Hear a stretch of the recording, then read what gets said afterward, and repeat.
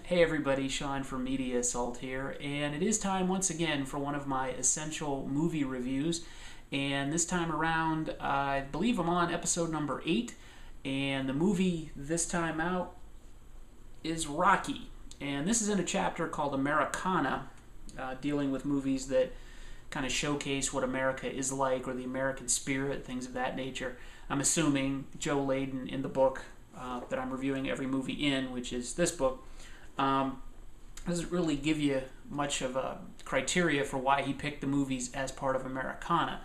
And when he talks about the movies, he doesn't really talk about an Americana aspect to any of these films, so it's a little strange. But anyway, the movie is Rocky, and that was made in 1976. It was written by Sylvester Stallone, stars Sylvester Stallone. That's probably not much of a surprise.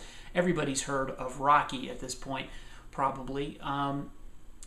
But one thing that I want to kind of give a disclaimer of, if you hear Rocky, there's a tendency to think of the ridiculous sequels like Rocky 3 with Mr. T and Rocky 4 with Dolph Lundgren and the really bad Rocky 5 with Tommy Gunn and all that stuff. And it's very easy to forget what a great movie Rocky is. And I'm kind of guilty of that myself.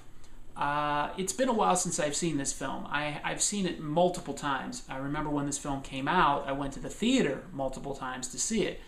And I've seen it countless times on TV and whatnot. I've never bought it on DVD. It's one of those movies I should own because I really, really like it. But I had sort of lost touch with what the actual original Rocky is like versus the sequels. And I had forgotten what a really humorous and subtle movie this actually is. The plot, and I'm sure everybody knows the plot, but I'll briefly describe it. The plot is, of course, Rocky Balboa is this sort of down-and-out boxer in 1970s Philadelphia. He at one time had some potential to be a great fighter, and he kind of pissed it all away and actually went to work for a loan shark named Gazzo, who's played by Joe Spinelli. And if you're a horror fan, you may recognize him from several horror films. But basically, Rocky thinks, he fights, quote-unquote, as a hobby, but he doesn't really think he's going to amount to anything. But he has a nickname called the Italian Stallion, and that happens to catch the eye of a boxer named Apollo Creed, who is played by Carl Weathers.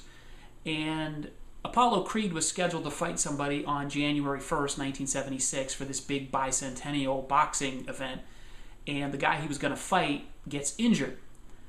And no other ranked boxers are available, and there's only 5 weeks to go before this event is supposed to take place. So Apollo Creed is kind of in this unusual and unfortunate position. He's got an event scheduled, and he's got nobody to fight. His promoter can't come up with any ideas for anybody to fight. So Creed comes up with the idea of giving an unknown the opportunity to take a shot at the title, the World Heavyweight Boxing title. So he starts flipping through a book of ranked fighters, and he comes across the nickname the Italian Stallion, and that has marquee value to him because he's a very gifted promoter himself, great businessman. So he thinks that would look great on the marquee, the Master of Disaster versus the Italian Stallion. So his people contact Balboa and give him the shot at the world title. Built into that, though, if you just take it at face value, it sounds like a very cliched sports film. And the thing that makes Rocky a great movie is the fact that it takes all the cliches that you may know of, sports films, the underdog getting a shot at glory and all that kind of stuff. But it humanizes it. And the great thing about this film, and it's the one thing that the sequels sort of forgot as they went along, more so each time, is that this movie succeeds because it's about the character of Rocky Balboa and what he wants for himself and how he tries to get the things that he wants. He wants to date Adrian, who is this painfully shy pet shop worker played by Talia Shire. And he keeps trying to woo her by going in and telling her a joke every day. And the jokes are terrible, and he knows that. But he keeps trying, and he keeps trying, and nothing seems to work. Her brother is Paulie, played by Burt Young, who's, I guess, Balboa's best friend. They seem to hang around a lot. And Burt Young is this terribly flawed character. He gets drunk all the time. He drinks at work. He wants to be a collector like Rocky is. And the way the film handles the characters and the way director John G. Avildsen, who probably is more overlooked when it comes to this movie than anybody, because most people talk about Rocky, they talk about Stallone. Let me not discount Stallone's involvement in this film. He wrote the script, he shopped it around as a vehicle for himself because he was trying to become a star back in the 70s, and he refused any offers that didn't include him as part of the picture. James Caan was at one point supposed to play Stallone's role, and he said, absolutely not. This is not going to happen. I'm not going to sell you the script. So he eventually got it made. That's great. Stallone is great in this film. And if you know Stallone from movies like Cobra and Over the Top and Rambo and all that kind of stuff, you're going to be surprised by what you see in this film. This is a film that truly shows what this guy can do, and never did again since this movie came out. But it does show that Stallone at one point had an amazing amount of potential as an actor. And as a writer, this film the script is excellent.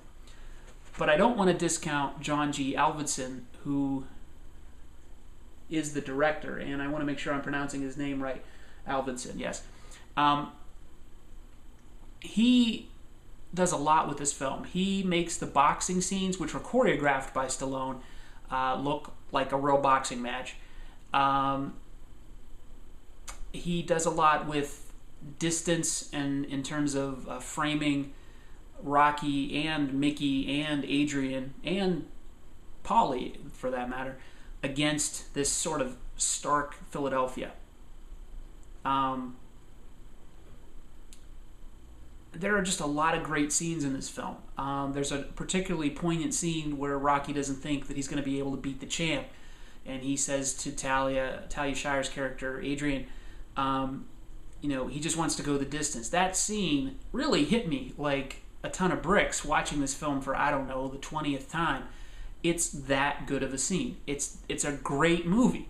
It's so easy to forget how good Rocky is because of the looming shadow of the sequels and Stallone, what his career turned into. Strip all that away and look at Rocky, and it's an excellent, excellent movie. And many people forget, and I was surprised because I knew this at one time, but I had completely forgotten it. This actually did win the 1977 Best Picture Academy Award.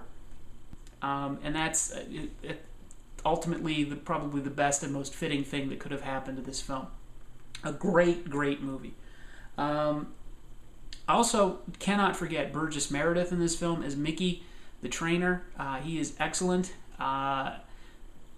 He sort of becomes more of a caricature of what is presented here in the sequels, but what's here, the raw material of the character, is great. When he goes into Rocky's apartment and he's trying to get Rocky to take a manager because Rocky's going to train himself for this fight, he's vulnerable, he lets his guard down, and Meredith plays that scene just note perfect.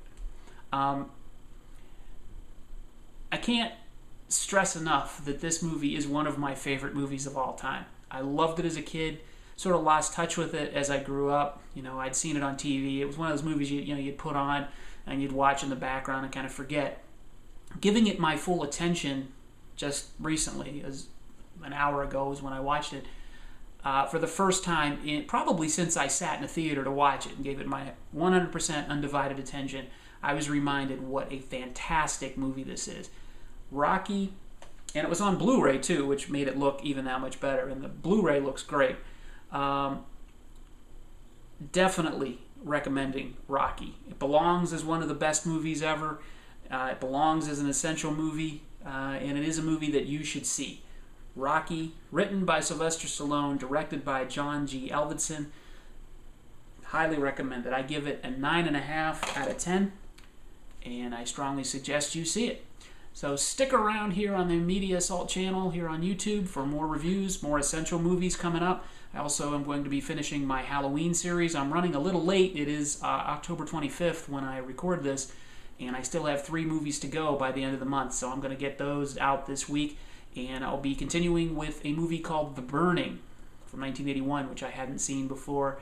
I just watched it recently, and so check out the review of that coming up soon here on the channel. So if you like what you see and you haven't done it yet, subscribe, comment, rate, stick around for more. Thanks again for watching.